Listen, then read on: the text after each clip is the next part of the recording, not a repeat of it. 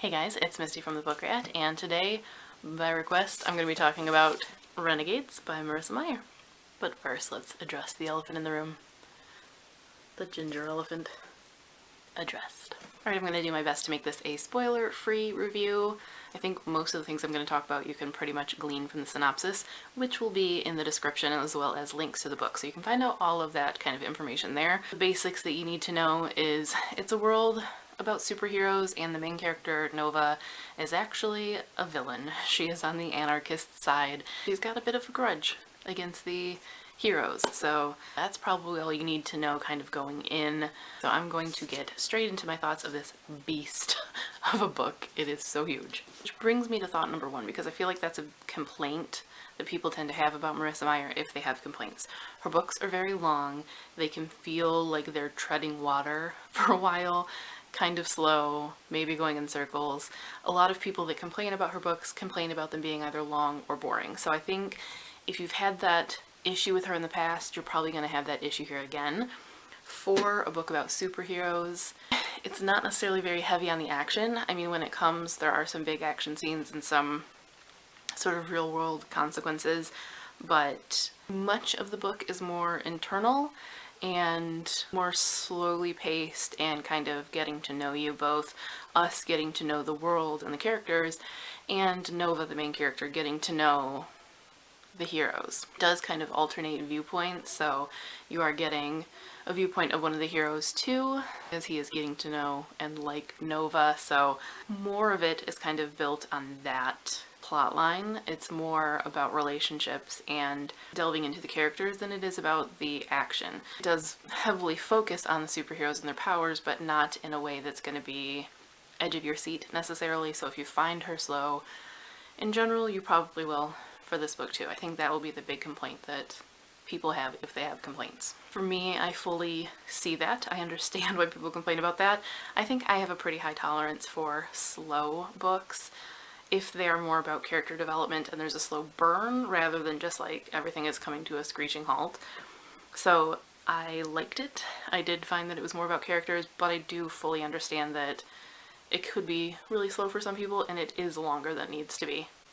Even I will say that. I'm fine with slow, but I'm not fine with pointlessness or redundancy, and I think it sometimes does fall into that trap, but I still found it engaging and likable, whereas some people might not find enough of a redeeming quality in the characters or in the plot. Now, I feel like I'm going to be talking mostly about things that weren't my favorite about this book, even though I did like it. So I did rate this book pretty highly when I finished it. And found it engaging every time I picked it up, but kind of after it settled a bit, I started picking it apart a little bit more, and so I want to get it out of the way that I did like this, I did enjoy it, and I do recommend it, but here are the things that were drawbacks for me that might be drawbacks for other people. So if this comes across as a more negative review, it's not entirely negative, but these were the things that just kind of, my brain wouldn't let go. So I talked about the slow nature of the book and the length. I think part of what contributes to that is that it does kind of tread over the same ground and bypasses what would be the most interesting aspects for me. So I would really like to see more of Nova's upbringing with the anarchists kind of in secret, in hiding, and I mean, you're being raised by villains who are telling you all these horrible things about the superheroes and who have a very different sort of outlook on life than we would and than the superheroes would, and I think that is something that would be really interesting to explore, and it's not explored enough for me. We get little tidbits. I want a lot more. On that same note, I just want more of the early stages of the world. I want to know, you kind of go from people with superpowers being all villains, it was scary, it was different, it's not natural, to some of them taking a stand for themselves and not wanting to live like that anymore, and they become the anarchists, who eventually again are considered villains. So I think there's something really interesting there to explore that we don't get enough of. We do get it through Nova because she was raised in that and because she agrees with them, and it's a very different story than what the superheroes would tell, so I like digging into that kind of gray area, and I just would like to see more of that. I think that was where it was really interesting, less so, you know, the flirtatious butterflies and whatever that of course you're gonna get with a YA book like this. It's kind of just a given at this point. So I think that kind of contributes to the feeling that it's long, because you keep kind of treading the same water in a typical YA trope area and not getting into the meat as much and what could be really interesting and really differentiate it, especially because it is a book written from mostly the anti-hero's perspective and in a world about these anarchists and these anti-heroes and whether they have, you know, valid claims to make. I want to see that delved into more. I think that's where it could have been really interesting. And it was when it went there. At the same time, it suffered a little bit sometimes when it went there, because I think Nova's justifications for why she's so anti-superhero are a little thin. Basically, the book starts with Nova's family dying, being killed by anarchists, which I think there's more to, but it's not addressed in this. And she blames the superheroes for not doing their job and coming to her family's aid. And though I get that, and I think that is a way that some people would react, the extent to which she does and the way it kind of shapes her as a villain, I guess, is a little bit of a classic comic book superhero villain trope, but it does feel thin, because at some point you have to blame the people that actually did it, right? So to build the whole basis of the book on that, it feels like it's not enough, and like it makes her seem a little more irrational. And I guess in terms of your family being murdered, you're going to be pretty irrational, but I don't know, it just needed a little more to it, I think. And that thin irrationality, it doesn't really help to build the sort of morality of the anarchists and make them more ambiguously possibly good, when I think they really could be. So I don't know, it was just thin ice.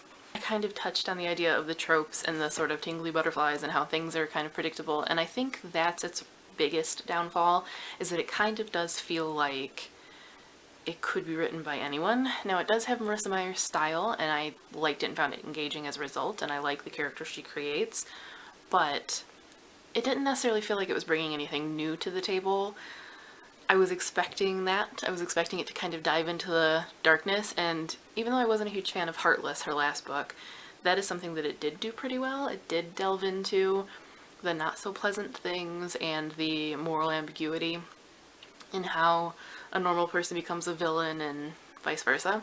And so I was expecting that to even be amped up in this, and because it wasn't, and because it did kind of seem to follow a lot of the same formats that have come before, and you know, the predictability with the characters and the plot, and you kind of know where you're going, where they're going. It just does kind of feel like a little bit of a faceless YA. Like, it could have been written by anyone. If I was just reading it and didn't know it was Marissa Meyer, I don't know that I would have known it was Marissa Meyer, if that makes sense. Keep in mind, I was reading an arc, so I can't guarantee how much this is true in the final book, any of this. Things could have been changed, they could have been tightened, it could have been amped up. You never know. But it did feel like it just needed to be dialed up a little bit, and the voice needed to be honed a little bit more, personally. But all that said, it was still engaging. I think there are going to be people that are bothered by the twist ending. I kind of saw it coming a little bit, but I also thought there was going to be a different twist coming, and I'm thinking maybe it will be the twist of book 2, unless I'm totally reading things wrong. But yeah, I think some people will feel a little bit played by it. It will be interesting to see where it goes. I do intend to read book 2. I did like book 1, but you know, there are just those things to kind of keep in mind. If you have certain pet peeves, or if you have already a dislike of Marissa Meyer, you might want to skip this one. If you love her, you're probably going to love this. I think it is really readable, and I did want to keep going with it. It wasn't one of those books where, you know, I liked it when I was reading it, and then I would put it down and just be like, I don't really feel like picking it up again. Like, I was looking forward to reading it. It's just kind of in hindsight, when you get out of the glow of the book and you're just like, well, is this a plot hole, and could this have been stronger? And it has a lot of those that I analyzed kind of after the fact, that I was just like, made it a little more dicey. I still liked it. I still recommend it. It does come with some caveats, especially for such a beast. I hope more of the complexities and the gray area and the morality is explored in book 2, and the history, because I really want to see the history more of this world and of these characters, the older generation of characters. I really hope that's explored in book 2, but until then, that's what I thought of book 1, Renegades by Marissa Meyer. As I said, the synopsis and links to the book are in the comments. Nope, in the description, so you can find more there. If you have read it, let me know your thoughts in the comments. I'd definitely be curious to see if you agreed or disagreed, or what some of the strengths or weaknesses of the book were for you. And if you're curious about my take on some favorite villains, I was part of the blog tour for this, so I will leave that linked in the description as well. But that is all for now. As always, thanks for watching and happy reading!